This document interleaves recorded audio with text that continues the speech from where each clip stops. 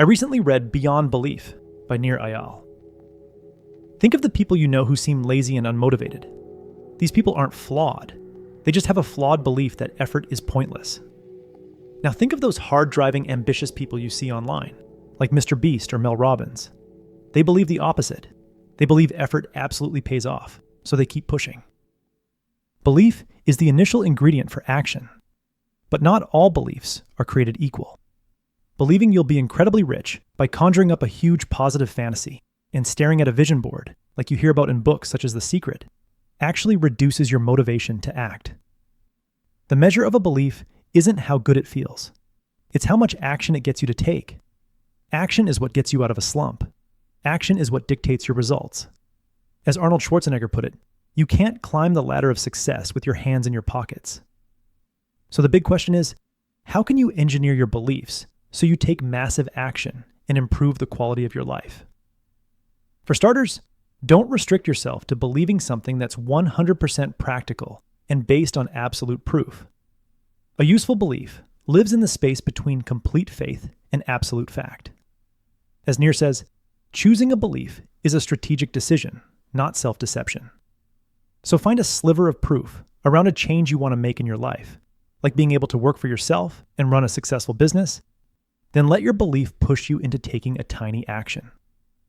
After a few small steps, notice the smallest sign of progress and use it as proof to build up your belief. The cycle is simple yet powerful. Believe, act, use your actions to strengthen that belief, then take more action. After reading Beyond Belief, I now know of 3 very specific beliefs that supercharge this action cycle. But before I get there, it's critical to understand how belief dictates action. First, your beliefs decide which opportunities you see, which dictates what you do. The old saying, seeing is believing, is backwards, and psychologist Richard Wiseman proved it with a clever study. Wiseman gave participants a newspaper and asked them to count how many photographs were inside. Hidden on the second page was a large message telling them to stop because the paper contained 43 photos. Later in the newspaper, another message offered $250 to anyone who noticed it and told the researcher. Many participants who identified as unlucky never saw either message and never received any money. They were so locked onto the task of counting photos that they missed the obvious opportunities right in front of them. But the majority of participants who believed they were lucky noticed the hidden messages and walked away $250 richer. The second way belief dictates action is that your beliefs decide how you see people, which determines how you act around them. In one study, researchers painted a scar on people's faces, let them see it in a mirror, then secretly removed it before they met strangers. Those people acted cold, guarded, and stiff in their conversations. They believed the strangers were judging the scar, so they rejected people before they could be rejected. At work, your belief about a person decides how you read their email. Read it as an attack, and you fire back something sharp to start an unnecessary fight. Lastly, your beliefs determine how quickly you give up. Back when ethics standards in science were very loose, motivation researcher Kurt Richter dropped rats into a tank of water to see how long they would swim before drowning. After about 15 minutes, the average rat gave up and drowned.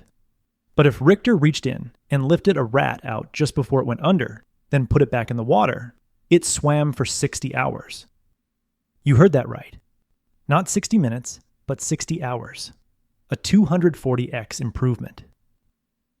Richter made the rats believe their struggle could pay off, so they pushed to extreme lengths. There are human equivalents to this everywhere. The job seeker who is about to quit after 10 rejections finally gets an interview and suddenly has the energy to drop off 20 more applications at businesses around town. The founder who was about to shut down their business gets 10 sales in a day and suddenly has the energy to keep their business going for another year. It just takes one small sign that effort is paying off, and the willingness to keep going comes back. Now that we've covered those 3 ways in which beliefs dictate action, we can start using 3 highly specific beliefs to generate massive action and improve the quality of our lives. Specific belief number 1. I'm incredibly lucky, and a new opportunity is just around the corner. Believing you're lucky sustains hope, which leads you to stick with things longer, which makes you more likely to get lucky. A salesperson who believes they're lucky figures that if they make enough calls and send enough follow-ups, someone will eventually say yes. And when a yes comes, they take it as the start of a lucky streak. Same with an entrepreneur who thinks of himself as lucky. He runs more ads and pitches his product to more people, trusting that it'll pay off eventually. Specific belief number 2. People are incredibly interesting. Walk up to someone assuming there's something incredibly interesting they've experienced and could share, and your whole demeanor shifts. You lean in and you ask deep questions. Suddenly, the person across from you appreciates your genuine curiosity and opens up. A conversation that would have died in 30 seconds becomes a meaningful exchange and leads to several get-togethers and a business collaboration. Specific belief number 3. Effort pays off in big ways. Motivation dies the moment you stop believing your effort will produce a result. So develop and protect that belief by directing effort to areas of maximum influence, stacking small wins, and reframing effort itself as the reward. Of everything you could do today, which moves the needle most? If you make videos, sharpening the first 15 seconds has the biggest impact on viewer retention.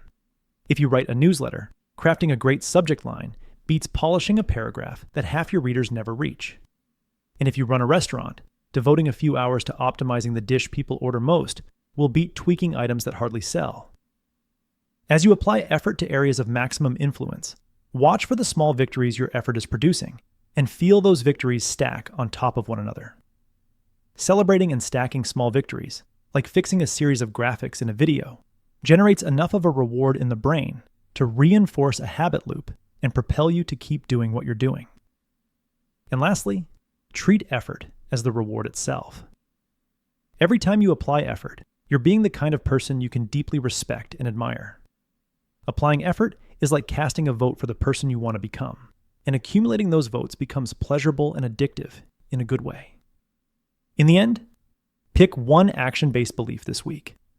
Maybe it's believing you're lucky, so you send one more follow-up email than you normally would. Maybe it's believing people are interesting, so you ask one more question in your next conversation. Maybe it's believing your effort pays off, so you spend more time on your business idea. Whatever belief you pick, look for the smallest signs of proof it's working. Doing so will strengthen your belief and compel you to take more action. That was the core message I gathered from Beyond Belief by Nir Eyal. Nir uses a wonderful collection of stories and studies, along with some powerful frameworks to drive home the power of belief. I highly recommend this book. If you would like a one-page PDF summary of the insights I gathered from this book, just click the link in the description below and I'll email it to you. If you're already signed up for the free Productivity Game newsletter, this PDF is in your inbox.